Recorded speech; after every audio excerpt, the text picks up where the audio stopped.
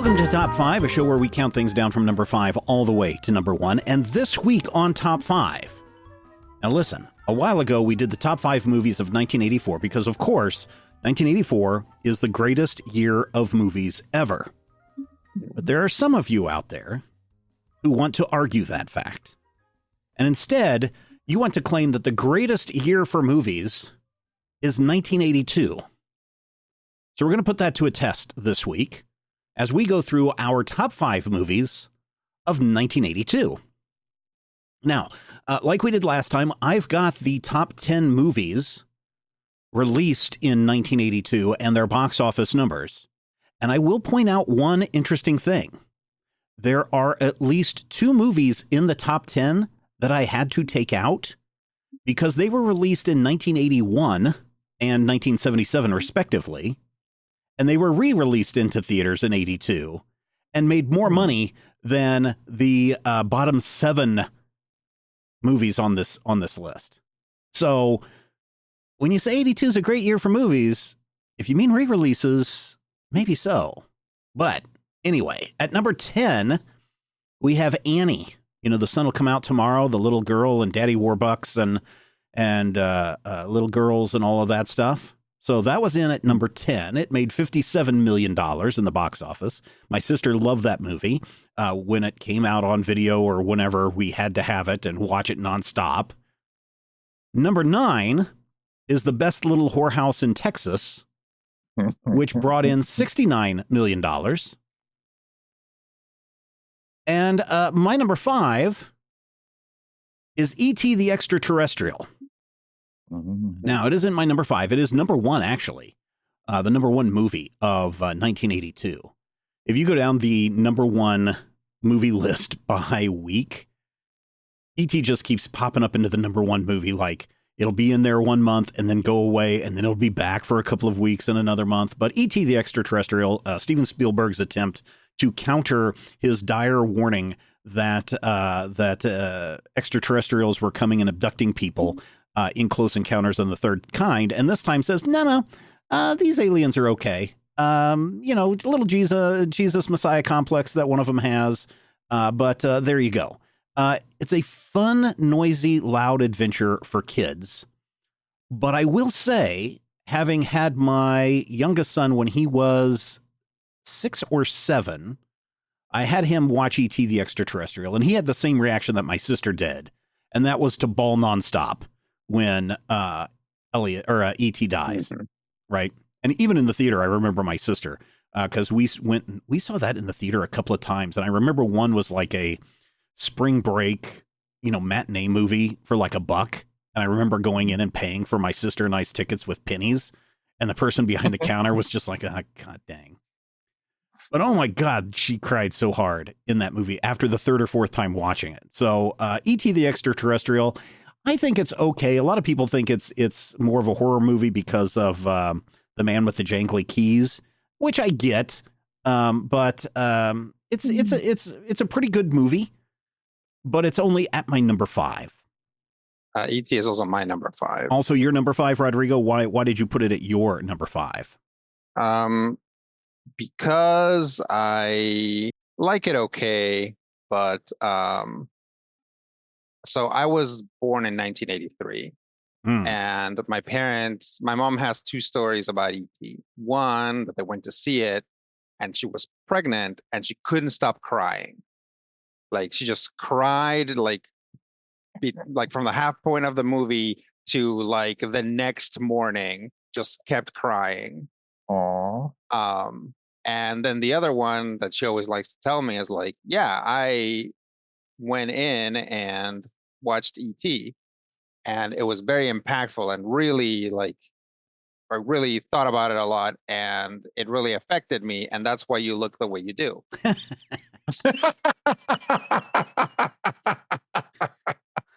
Well, I don't know if you're a little squatty guy with bug eyes, Rodrigo, but okay.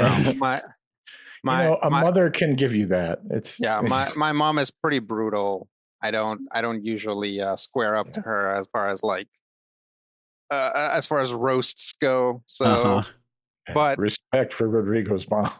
Yeah, but, burn. Way to go. Yeah, good good times watching E.T. Like, I think the first time I watched E.T., I also got choked up. Oh, sure. Like, it's a very emotional. It is emotional. Don't get me wrong. It is an emotional movie. And when my youngest watched it, again, when he was 6 or 7, he was like, I don't know about this part, Dad. I'm like, it's okay. Just remember, it's just a movie and things get better. And he made it through. And like my oldest son has never watched E.T. And the youngest is all like, oh, yeah, it's really sad, but it's a good movie. And so that's one of those special things that he and I get to share, is that we're the only 2 people in the house that have watched E.T. That's nice. Yeah. Matthew, do you have E.T. on your list anywhere? No, but I do have a Spielberg. Okay. Well, we'll on get my number 5. Well, let's get to your number 5 then. All right. My number 5 is a movie that horrified me before I even saw it. In 1982, I was 11, and my friend, the Stork, who was a nice guy, really, really a wonderful man, but we called him the Stork for 2 reasons. One, he was 6'3" and we were 11. And second, much like the character from National Lampoon's Animal House, we used to joke that he had brain damage. But he loaned me a copy of the book, the novelization of Poltergeist, directed by Tobe Hooper, written by Steven Spielberg and like a whole bunch of other people. And basically, Poltergeist is Steven Spielberg doing for Ghosts what he did with Aliens in the 1977 with the other movie. I can't remember the Close name. Encounters of the Third Kind. I just mentioned it a few minutes ago. Yeah. My brain just had a moment. We were thinking about E.T. I was like, oh, it was so sad when E.T. died. Then I started thinking about Drew Barrymore growing up. And then I'm like, oh, it was so sad when Drew Barrymore grew up. But Poltergeist is the story of a family whose home is haunted. It's never really 100% clear, but basically the house was built on not just a cemetery, but an actual Native American burial ground. And so that gives us all the MacGuffin we need for crazy hijinks throughout the whole thing. But the thing that's really wonderful about this movie is that everybody in this film, even when they're terrible, is note perfect. Because Craig T. Nelson, I call him Coach, is in this movie, and he is kind of the dad who's like, I don't believe in all of this ghosty stuff, until he does, at which point he commits. And the mom is alternately angry and weepy and out of control, which you would be if your child had been, sucked into another dimension. And the little girl, oh, bless the little girl, Heather O'Rourke, is like 6 years old in this, and she is the scariest thing in the movie. I don't think we ever actually see a ghost doing anything menacing. Or like we see some apparitions. Are you kidding? There's like a whole ghost that bursts out of the dimension and tries to suck Edith Ann. Yeah, no, they're trying to grab her back. No, it's scary. But he doesn't do it. He's just like, bleh, well, because he bleh. Can't, because he's too far away. The little girl and the mom are out of the ground. And don't forget the tree that grabs the little boy and sucks him in the tree. And then the creepy clown. That's a tree. And there's a creepy clown. Oh, it's all demons and stuff. These are haunted things. And there's a scene in front of the mirror where one of the cameramen sees that he has a little like a blemish on his cheek, and he starts to and it falls apart. That is the part of the movie that just gave me nightmares. It's the part of the book, honestly, that gave me nightmares. I literally watched the movie, found it less scary, and tried to remember the movie to excise the part of the book. Do not read the book, by the way. Yeah. A couple of weeks ago, we talked about Cannibal Holocaust. The scene in Poltergeist had the same effect as Cannibal Holocaust on my brain. And that's how it got to be my number 5. Yeah. Poltergeist. What 4, 3, 2, 1. Poltergeist is my number 3. It is also one that I got to see probably the year after it came out, because I wasn't allowed. Oh, I remember where I saw it. It was on HBO. On the cable channel, because I was over at a friend's house, and his parents were going to do a craft fair, and so I went along, and so we each had our hotel room, and so my friend Mike and I are in the hotel room, and we turn it on, and there's Poltergeist, and we're like, hey, yeah, let's stay up and watch this. And freaked us the heck out. A couple of interesting things about this. Yeah, there are some really great actors. And in this movie, they don't talk about a Native American burial ground. It is specifically just a burial ground because the line is Craig T. Nelson is one of the developers in this area and he for this complex where they're building these homes. And he, this realization of you move the gravestones, but you didn't move the bodies. And there is a scene where the wife, played by JoBeth Williams, actually falls into a swimming pool that is under construction in the middle of the rain, and the pit is filling up with water, and all of these bodies start popping up through the ground and freaking her out. Well, what they didn't tell JoBeth Williams until after the piece was done was that all those bodies that you see in there are real dead bodies. Those are formerly humans. It was cheaper to go and get cadavers than it was to get, fake skeletons and everything to pop up out of the ground. So those are real dead people that she is in that thing with, in the swimming pool with. That seems extremely unsanitary. Probably. Probably. But then again, it's movies. There weren't laws in 1982. So there were certainly laws, but I mean, there was also there wasn't a law about using the bodies in that way because they were used for a bunch of other things as well. It wouldn't surprise me if some of those dead bodies that you see in Raiders of the Lost Ark aren't also real dead bodies, considering, the connection between Poltergeist and Raiders of the Lost Ark. So yeah, Poltergeist is my number 3. It ended up being number 8 in the top movies of 1982, bringing in $76.6 million. Rodrigo, you don't happen to have Poltergeist on your list, do you? It was narrowly edged out by E.T. Okay. All right. Coming in at number 7 is Eddie Murphy's big screen debut, 48 Hours, which is one. So I will say that the re-release of Raiders of the Lost Ark, not on my list. The Thing, we just did our top 5 horror movies. The Thing is not on my list. 48 Hours is one of those that was really close on my list. But my biggest problem with 48 Hours is the extreme racism that is in the piece that today just doesn't hold up. But I remember I went to some overnight thing with our church when I was a kid, a bunch of, high school age kids, and they were all like, hey, let's get, a movie to watch. And everybody wanted to watch 48 Hours. And the counselors were like, okay, I guess we're going to watch 48 Hours. And yeah, they didn't understand what they were getting into with that movie. But that is number 8 and number 7 of the top 5 movies of 1982. In at my number 4 is a movie that was like, oh, have you heard about these things? Have you seen this movie? And it's one that it took a while for me to finally get, just because of its rating. But, based on quote unquote actual events, Fast Times at Ridgemont High from 1982 introduced the world to a lot of really great actors. And later would go on to be great directors and other things. But it tells the story of this Ridgemont High, the high school, and A Year in the Life. And this is written by, what's his name from Rolling Stone, who did Almost Famous. Cameron Crowe. Yeah, Cameron Crowe went undercover to do this expose and pose as a student. And then all of these things in the story are supposedly real events that happened. And it makes for an entertaining movie. I can't say that there's a big, long narrative piece. I mean, there's a girl who gets pregnant and has to have an abortion and the things that go along with that. And of course, just things that happen throughout the school year if you are a high school student. But everything's kind of a bunch of vignettes that kind of loosely tie together into the bigger, greater story. And the fact that this does have to take place over the course of an entire year does make the movie feel a little bit jumpy at times. It still, I think, holds up. I'm surprised Amy Heckerling directed this, and I think she did a great job of this. The bad thing was she was the director for Fast Times at Ridgemont High in 1982, and then I don't think she had another directing job. Well, she did Johnny Dangerously in 84, National Lampoon's European Vacation in 85, and then did the Look Who's Talking series, also directed Clueless in 1995.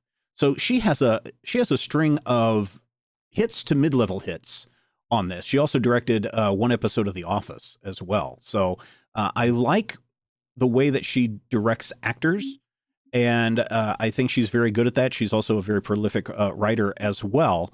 But Fast Times at Ridgemont High is very interesting. And there are times when you watch this and you're like, yeah, there's no way these people, Judge Reinhold, for example, there's no way he even comes close to portraying somebody who's in high school at this time. But number 4 on my list, Fast Times at Ridgemont High, it was not in the top 10 movies, but it was definitely in the top 20 movies of 1982. Right. So it's my number 3. That's your number 3? Okay, why is it at your number 3, Matthew?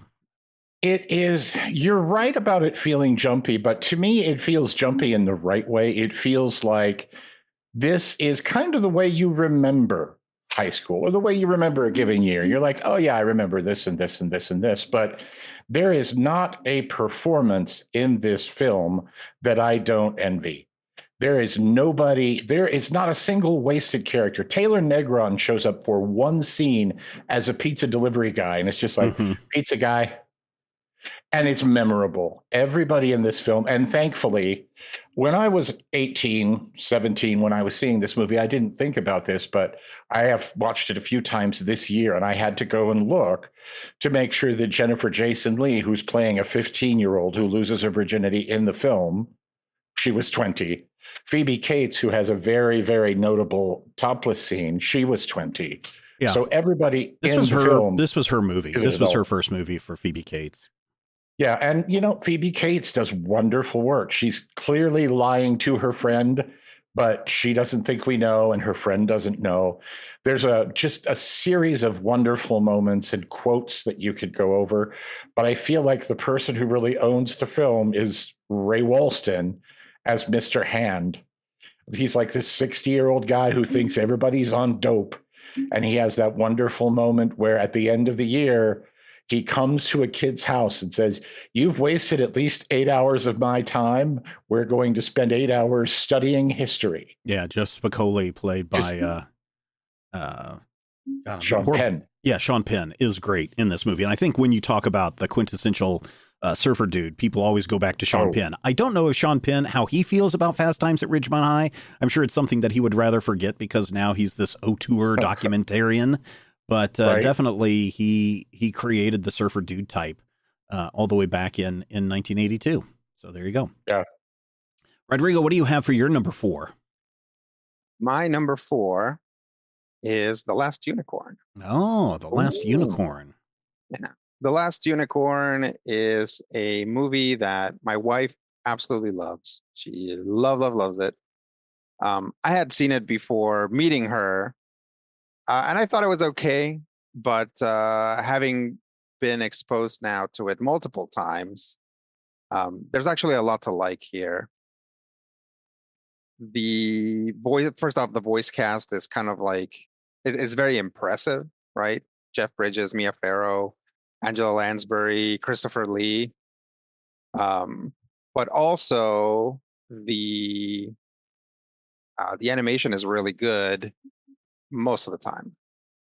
The character designs are also like just very different. They're really not what you would see from Disney in the coming years or even in this era. But they're like, it's dark and it's weird, but it does kind of maintain that interesting through line. I like it's like it's a tragic movie without having to kill the protagonist, right? It's kind of like a ego death for the protagonist. Like she's possibly the last unicorn, but also a unicorn that is tainted by like human sorrow, and so maybe not a complete unicorn anymore anyway. It's good times. Yeah, Rankin Bass is the company that put that out. So is there, I haven't seen this movie, is there a lot of rotoscope in this or no? There really isn't. Not that I remember. There is some, but if you look at the characters are like really lanky. So yeah, they don't first really look at it, have, it kind of looks like anime almost. I think it maybe was. There might have been a Japanese studio involved somewhere along the line. Um, or maybe just a Japanese designer. Yeah. Yeah, Topcraft was one of the studios involved. So they were founded by a guy who was from Toei Animation, who did the Nausicaa cartoon. Yeah, just one of the many branches of people who left Toei. Mm-hmm. But yeah, it's a very weird looking movie. The pacing of it is like bad. It's like objectively bad, but that just means that you linger on certain things which are interesting in and of themselves. Like, I wouldn't, if somebody is like, boy, I sure love Disney movies and want to check out a fantasy movie from a different company, I would not recommend The Last Unicorn. If somebody was like, I want to see a weird movie that doesn't have like the current modern aesthetic, then I would recommend The Last Unicorn. It's like, if you want to see something that's like very much outside of what animated movies look like now, you should check out The Last Unicorn. Very cool. And nice. If you love Dewey Bunnell of the band America, definitely check it out. Also that, yes. All right, Matthew, did we do your number 4? We're 2 in and we've already hit both half our list. So what do you have for number 4? My number 4 is a movie that once again, my friend Stork introduced me to, and it horrified me, but it horrified me in a wonderful way, as opposed to Poltergeist, which horrified me in a way that chills me to the very bone. My number 4, George Romero and Stephen King on Creepshow. If you have never seen Creepshow, I want you to think, okay, what does Matthew love more than anything? Of course, his family. But soon after the family, you find pork ribs. And after that, you find comic books, specifically old comic books. And EC comics of the 50s are high on my list of fave raves. And Creepshow is 2 hours or an hour and 47 minutes of EC Comics stories delivered with just horrifying black humor and some pretty gross effects, especially for the year 82. I don't know. 82, we'd have to go into a longer discussion, I think, is to be had about horror effects in movies.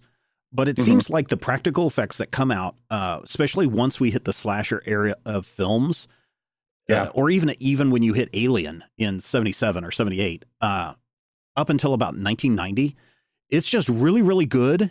And it is all just gory and graphic, but I think it's really well done overall. Oh, absolutely. And there is a sequence called "They're Creeping Up on You," and I can't even tell you what it's about because I will just probably scream. But it is just absolutely amazing because it has this one old man, E.G. Marshall, who you know from pretty much every show of the 1960s, living alone, this rich, old, mean guy, and he's convinced that his home is just infested. He's a germophobic, crazy person. He is, he's not in his right mind. And by the end of the story, we get this terrifying EC Comics ending. I want to say this is the first movie for Ted Danson. If it's not his first, it's one of his very early movies, which is fun. It's got Leslie Nielsen in it. It's got a whole bunch of people you'll recognize, including a rare starring turn for Stephen King, who it appears in most of his movies in the 70s and 80s, but usually is just there as like a one-shot character that you see in the corner of the film. The Lonesome Death of Jordy Verrill is 12 minutes of Stephen King just chewing every bit of scenery and enjoying every moment of it. And that alone, I think, is probably what would sell it. But yeah, Creepshow is my number 4. Don't watch it alone in the dark. And if you do watch it alone in the dark, it's not my fault. Watch out for the creepy crawly ivy or moss or whatever it is that gets all over Stephen King. Yeah, kudzu. Watch out for the kudzu. So it looks like Creepshow. Stuff. So, when you say movies, if you're talking about theatrical release, it does look like Creepshow was Ted Danson's first movie, but he had been in made-for-TV movies quite a bit. prior to that. His first acting role was in Somerset in 1970. And then he also was in a little TV series called The Amazing Spider-Man for 2 episodes in 1979. That's such a terrible show. And Trapper John M.D. and BJ and the Bear and Laverne and Shirley and Family and all of those. One movie that he wasn't in, which I was surprised was listed as a theatrical release in 1982, was a little movie called The Facts of Life Goes to Paris. It's not on my number 4, but I just thought I'd bring that up in case anybody else had it on their list. But The Facts of Life Goes to Paris. I did love Joe Polnicek. Yeah. All right. We are on to our number 3s. So that means we need to check off 2 more from the top 10 box office list. In at number 6, Star Trek 2, The Wrath of Khan. And at number 5, Porky's, which I can understand why Porky's would beat out Fast Times at Ridgemont High, but I still think Fast Times at Ridgemont High is the better of the 2 movies. So there you go. It is, but Porky's is pretty great. It's gross, it's juvenile, but it's pretty great. Yeah, it's okay. Anybody have Star Trek on their list? Almost. It was barely edged out. I do I do not. Star Trek 2, The Wrath of Khan is certainly much better than it seems like. What is it? The every 2 the even numbered movies tend to be really, really good. Wrath of Khan is really good. Voyage Home is really good. But The Wrath of Khan is really kind of interesting because yes, they do bring in things from the TV continuity, but this is one where they bring in just one episode from the original TV series with Ricardo Montalban as Khan. And they have this whole thing in the TV series where they abandon him on the planet. And then in this movie, they're going back to the planet and they realize, oh no, we put him on the wrong planet and the sun blew up and these people have been abandoned. And now Khan is his only desire in life is to go and hunt Moby Dick. William Shatner and his white whale. Oh, is that a fat joke? No, it is the fact that Khan has the exact same drive and desperation as the movie Moby Dick, or as the book Moby Dick. And so The Wrath of Khan is really an interesting movie. In at number 6, it only made $78 million that year, barely beating out 48 Hours in that spot. So Porky's and Star Trek 2, The Wrath of Khan in at number 6 and 5. Poltergeist was my number 3. Rodrigo, what is your number 3, or did we do your number 3 already? No, I'll do it right now. Okay. My number 3 is Conan the Barbarian. Oh, it's my number 2. Mm. Yeah. Conan the Barbarian, a movie in which they finally said, you know what? It's just too hard to dub this guy. Let's just let him use a regular accent. Of course, huge vehicle for Arnold Schwarzenegger, but there's also other people that you might recognize. James Earl Jones is in it. Max von Sydow is in it. Mako is in it. Mm-hmm. I love Mako so much. Yeah. It's like there's at this time, and possibly because of this movie, although I'm not sure on the timeline, there were a lot of sort of like swords and sandals type movies. Oh yeah. In this era, but Conan the Barbarian is tight. It's like a lot of like in a genre that feels sort of naturally episodic and meandery. Mm-hmm. Conan the Barbarian actually, keeps interest and has like fun adventures, and the main character isn't just like an unstoppable badass. Like like people get the best of Conan at given times. It makes him relatable, even though he's like a giant muscle man. Mm-hmm. Yeah, I don't know how close it is to the Burroughs. It was Burroughs, right? Robert E. Howard. Howard, right? I don't know how close it is to the Howard. Tarzan. Right.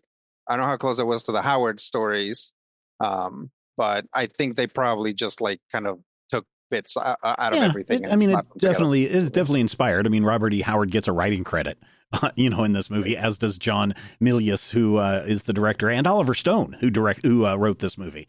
So a lot of people don't realize that he wrote this movie and has some really interesting stories about writing this movie.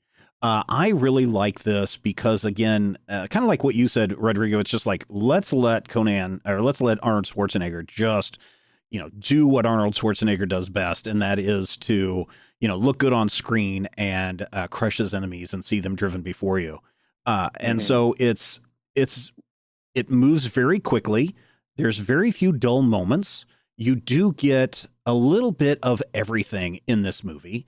And of the 1980 sword and sorcery movies, Conan the Barbarian really stands head and shoulders above that. And it may be because of Milius and Oliver Stone being attached to this that probably drove a lot of, the production value, the studios allowing them to do the things that they're doing, to cast Arnold Schwarzenegger in this film.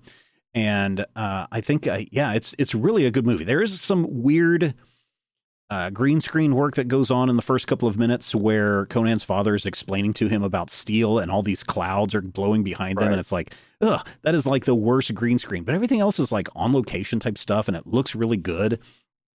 James and even Earl the Jones stuff that doesn't look good.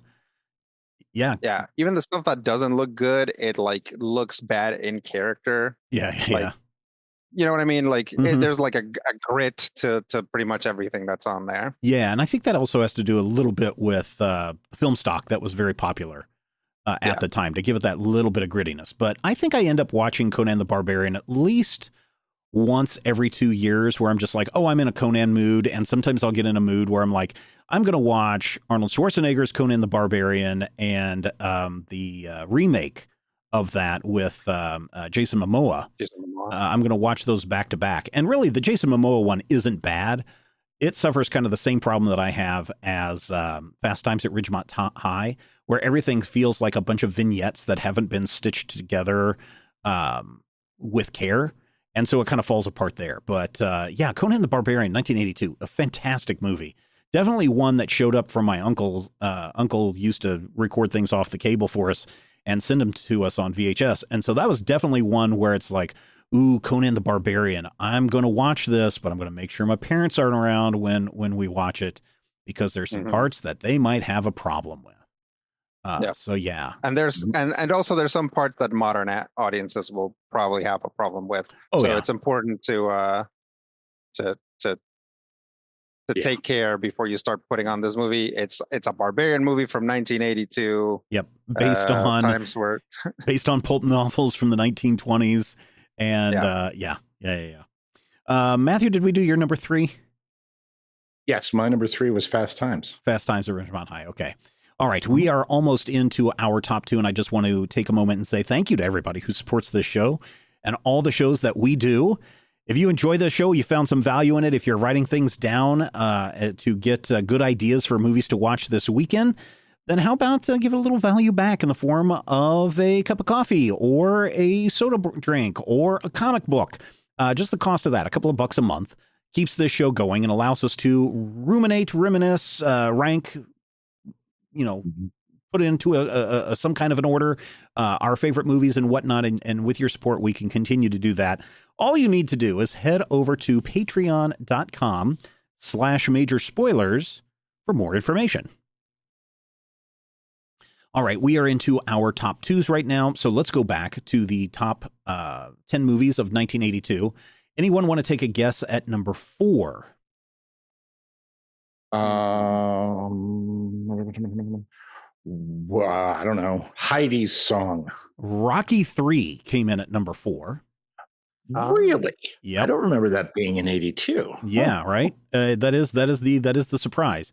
Coming in at number 3, An Officer and a Gentleman. And just to give you kind of a breakdown, Porky's was at number 5. Star Trek II: The Wrath of Khan was at number 6. Wrath of Khan made $78.9 million. Porky's by far blowing that out of the water with $105 million. Officer and a Gentleman in at number 3, $129 million. These are 1982 dollars. This is not adjusted for inflation. But we mentioned E.T., $359 million. That'd be like $1 billion+ today. But I found it interesting that Rocky 3 came in at number 4, Officer and a Gentleman at number 3. I've done my number 2, Conan the Barbarian. We just talked about that. Matthew, what do you have for your number 2? My number 2 is actually the point in my list where I know that A, from this point on, neither of you guys are going to be duping me, and B, they're not going to be anywhere near the top 10 list. Because my number 2 is a movie that I remember and love that nobody else in the world loves, and some people don't even remember, and that is Swamp Thing. Yeah, no, I remember that movie. Swamp Thing, directed by Wes Craven. Wes Craven, does all the horror-y movies.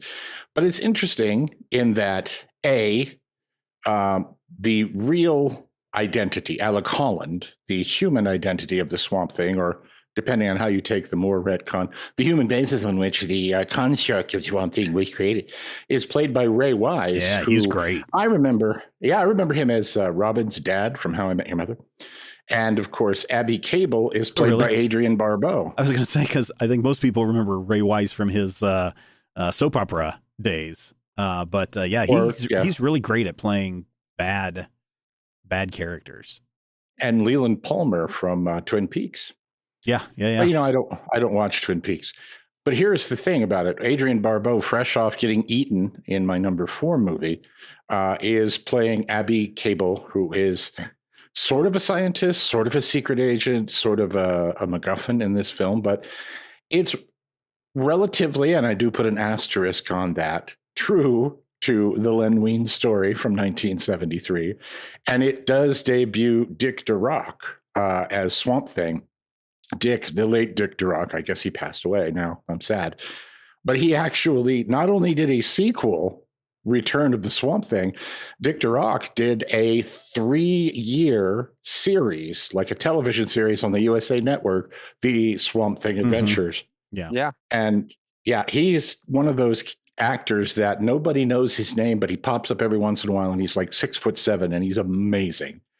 And they put him under 57 pounds of rubber. That, I want to be honest, it looks like rubber, but it doesn't matter because this story is fun, and he's a plant boy, and he's, made of plants, and he runs around and he fights evil people.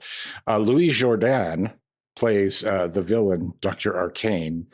And I don't know if Louis Jourdan is really known to anybody, but he used to be like a big time, cool deal actor. He was in like Hitchcock movies, and he was in Gigi, and he was in a bunch of stuff. And here he's slumming it and having a lot of fun slumming the heck out of it. So if you've never seen Swamp Thing, there are 2 things about it that bug me to this day. I was ruminating earlier today about how superhero movies will never, ever capture the real shared universe flavor of comics until they stop murdering the villains at the end of every single movie.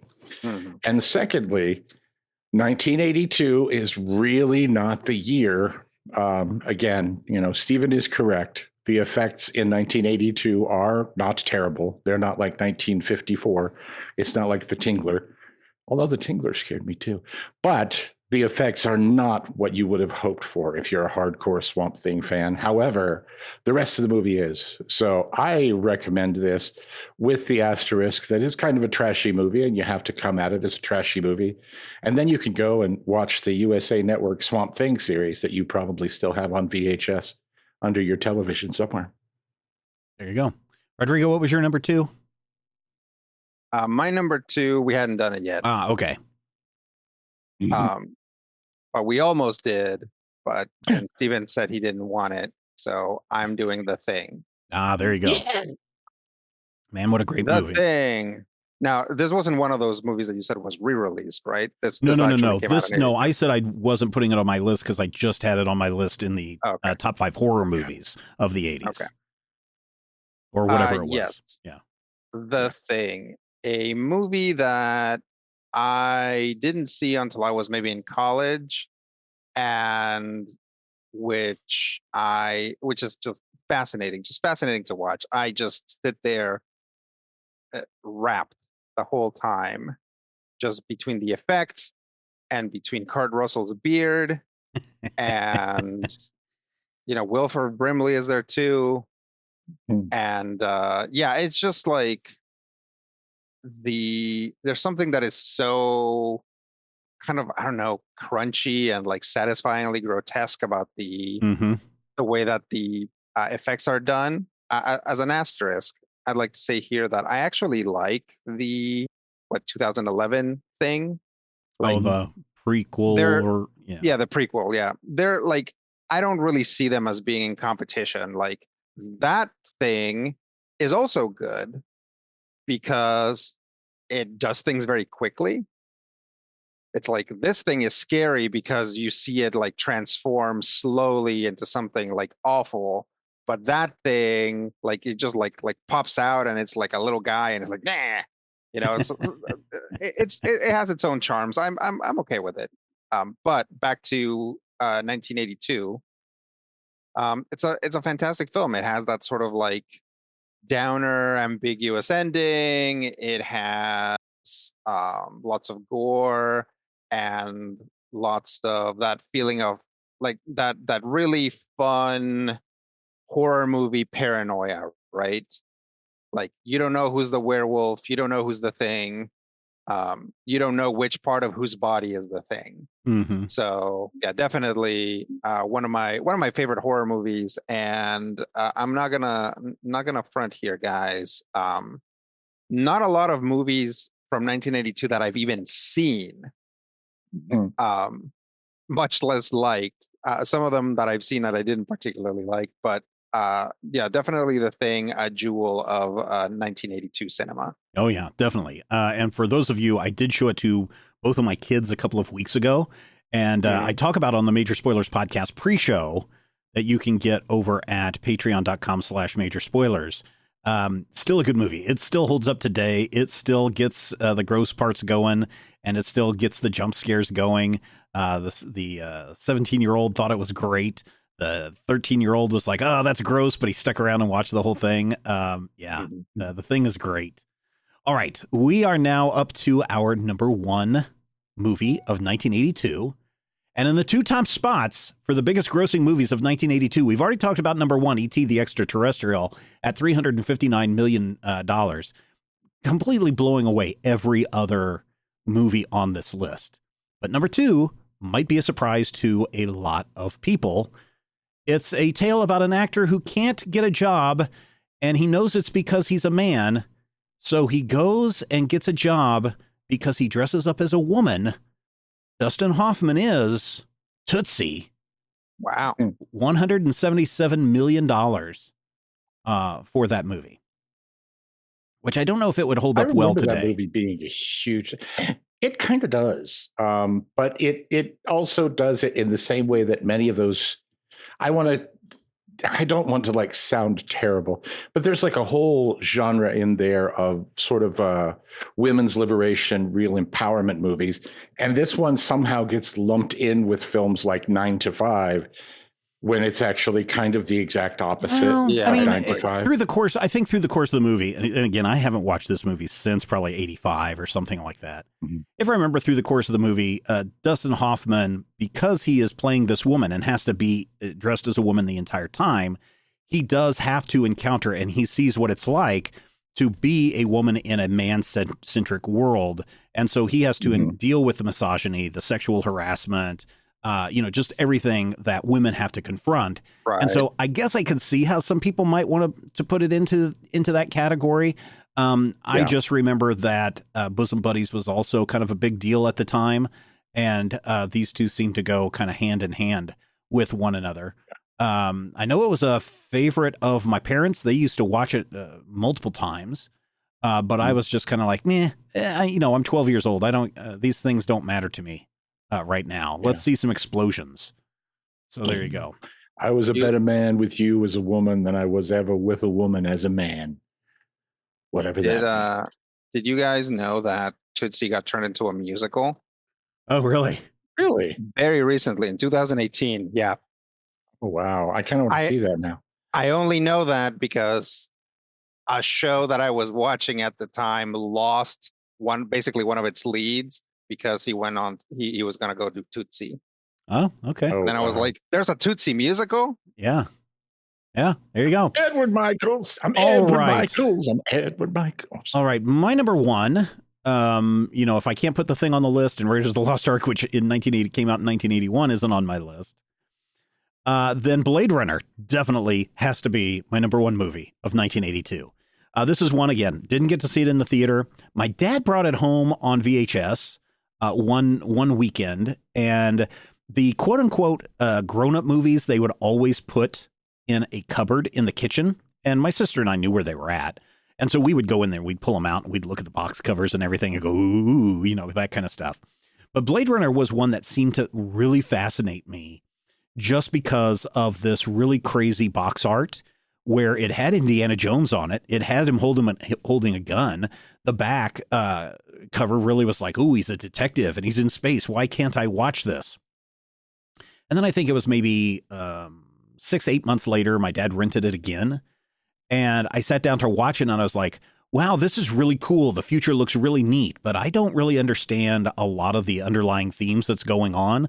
But whatever it is, the look of this movie is fantastic. Again, this is 12, 13-year-old me. But then over the years, I watched this movie all the time. It still holds up today. It still brings in to questions about what are we doing with, replicants, AI, slaves, whatever you want to put them into, and what happens when that technology rebels against us. What does it mean to be human? How can you, where's that barrier between someone who is human and who is not human? I think that in the 3 various versions that you can find out there, the theatrical release, the television release, and the director's cut, and then I guess a 4th version, the director's final cut. Between those 4, you get some very different bits of the movie here and there, which makes it still stand out and be fantastic. The miniature work in this is fantastic. I think all of the actors in this are great. This movie has been referenced and used time and time and time again. Throughout anything that you're getting into futuristic cyber city kind of stuff, Blade Runner is definitely a huge influence on those movies. And I'm not a big fan of 2049 not a big fan of that one. I think it's a movie that nobody really asked, and it answered all the questions that you could figure out if you would sit down and actually pay attention to, 82's Blade Runner. But man, Blade Runner, still a great movie. And that is my number one movie for 1982. Rodrigo, what do you have for your number one? My number one movie, if you look at the big list of things that came out in 1982, you might have figured it out ahead of time. But if not, I'll tell you right now, it's The Dark Crystal. Yeah, I didn't put it on my list because I knew you would probably have it on there. Yeah. The Dark Crystal is a really fantastic piece. It's Jim Henson really at his most ambitious at being like, I want to create a world where there's like no point of reference, right? It's like there's nothing in the Dark Crystal that is like a natural thing from our world. Everything's weird. Everything's monsters. Everything's creatures we don't see. Even the plants are weird. Yeah. And so it really, I think, really accomplishes that idea of, it does one of two things. Either it accomplishes that and you become entranced by it, trying to figure out what the rules are for this world, or it completely alienates you, right? You're just like, I don't understand what's happening. Who are these little guys? Are they little guys? I don't even know. There's nothing to like compare them to. Yeah. So for me, it enchanted me. I love The Dark Crystal. I love it's a movie that's all about puppets and it's nothing but puppets, but it has this old legend sort of feel to it. I don't mean the movie legend. I mean like an actual old legend. The narration is very poetic. The characters are all like kind of really feel fully realized. There's that guy that's like, and it's just good times all around. Yeah, very Dark cool. Crystal. Good times. So Dark Crystal came in at number 16, and so people are saying, "Hey, wait a minute! On Golden Pond is one of the top grossers of 1982." Yeah, but it came out in 1981, so shut up. Shut up. So when I'm looking at just in-year releases, The Dark Crystal came in at number 16 at $40 million, only beating Conan the Barbarian by $1 million, almost exactly $1 million. Yeah. As we go down the list and we look for Blade Runner, it is ranked number 27th, only bringing in $27 million. Fast Times at Ridgemont High, $27 million. Mad Max, The Road Warrior, too, came out in there, came in at number 31. Mad Max 2, The Road Warrior, barely beating out Bambi by $600,000. Bambi, a 1982 re-release. But let's find out where Matthew has at his number one, because I want to kind of go through the next 20 after the top 10 really quick, because there's some interesting ones on this list. Well, my number one is an example of stellar movie making. It made $5.7 million on a budget of $20 million. And that, my friends, is how you lose $15 million. By comparison, in today's money, E.T. made $1.17 billion. It's a lot. But my number one lost in today's money $47 million. And that film... Okay, well, I have to set this up a little bit. I was 11 no, just say the movie. In most of 1982. And 1982 for me was the year of G.I. Joe. So when I heard about my number one film, Megaforce, yeah, I said, I need to go and see Megaforce because it seemed like a live action G.I. Joe. And the main character, Ace Hunter, sounds like a guy from G.I. Joe. Now, he's played by the lead actor from the Rocky Horror Picture Show, so that should have been a thing. And then the second lead, Michael Beck, of course, is the lead actor from Xanadu, which another legendary flopola. And, of course, the primary female character is the bald woman from Star Trek, The Motionless Picture. And so you've got right here, what you have is the perfect alchemy for a movie bomb of epic proportions. And yet 11-year-old me ate this mess up. And Megaforce is the story. Do you really care? I think you do. Okay. A multinational group of like super agents, a secret army of soldiers, the best of the best of the best, with like special weapons and tactics and all of these cool things, vehicles and stuff. And they all have cool code names. Like it's like Duke and Spike and Dusty and Road Rage. It's like Ace Hunter and Dallas and Dallas. And then there's Ivan and Zach and Suki and Guerrera, which of course is sort of Spanish for warrior. I mean, you have these things going for you. It's a movie that can't lose, and yet it did lose $15 million.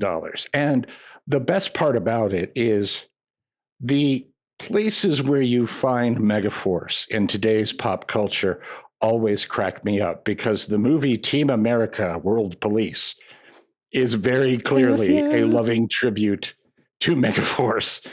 And Megaforce was clearly set up to be a massive success. And the reason why is it was directed by the director of Smokey and the Bandit, also the man who gave us Stroker Ace and Body Slam and Death Car on the Freeway. So you say to yourself, this man directed not just Smokey and the Bandit, but Smokey and the Bandit 2. And then Cannonball Run. It's almost as though he couldn't make a movie without Burt Reynolds. And yet he did make a movie without Burt Reynolds that, as I mentioned, lost $15 million. Now, does it have a flying motorcycle at the end? Yes. Yes, it does. And that motorcycle is done with green screen that clearly cost them at least $90, $95. I mean, seriously, it's an impressive moment of Barry Bostwick clearly not being anywhere near the outdoors. But if you've never seen Megaforce, you're probably one of the lucky ones, because both the M and the F are capitalized. But I love this movie wholeheartedly, unironically. I love it with the kind of love that only an 11-year-old boy can have for a crap movie that came out when they were 11. And so Megaforce, loser of $15 million, I say to you, salute. Last Unicorn came in at number 84. Megaforce came in at number 91, so it's still in the top 100. Still in the top 100. Rodrigo, we made the top 100. Nice. Yeah. Let's see. What else do we have of note from 1982? Trail of the Pink Panther came out. Amityville 2: The Possession came out. Star Wars: A New Hope was the last Peter Sellers re-released. movie, isn't it? Trail of the Pink Panther? I don't remember. That's the one that came out posthumously because Peter died in 81. So here are the top 20 movies. So number 11 is The Verdict. Number 12 is Gandhi. Number 13 is First Blood, which, talk about your G.I. Joe movie. Number 14 is The Toy. The less said about The Toy, the better. Number 15 is Firefox. 16, The Dark Crystal. 17, the Conan the Barbarian. Number 18, The Sword and the Sorcerer. Number 19, Best Friends. And number 20, Richard Pryor in the top 20 twice in 1982 with Richard Pryor live on the Sunset Strip. That movie is so good. Yeah, that's good. I don't know. There are some very good movies that came out in 1982. Victor Victoria came out in 82. Yeah, I mean, there's some, like I said, there's some good movies that came out. But is this better? 2 hours of people fighting. Is this better than 1984? No. Are the movies that came out in 1982 better than the movies that came out in 1984? Those of you who are screaming yes in the 1982 category, what I need you to do is I need you to go over to our Discord server. Join the Discord server absolutely free. It's a great community. The other day, someone posted in, I think, the general channel talking about how the Major Spoilers Discord is the most chill, nicest server that they have ever been on. And if that's not high praise, then you need to get over there and check it out for yourself. Then once you do that, we have a channel for everything. I want you to go into the top 5 channel. It's under the shows and streams category. And I want you to go into that top 5 channel, and I want you to share your top 5 movies for 1982 and why, most importantly, why you think 1982 is better than 1984. And if you are someone that's like, oh, no, 1984 by far is better than 1982, I want you to go over to that Discord server. Again, absolutely free, link in the show notes. I want you to go in there, and I want you to read everyone else's top 5 movies from 1982. And I want you to sit back and think about that list. I want you to read their list. I want you to comment on their list. Why? Because everyone loves a list, and we will talk with you soon.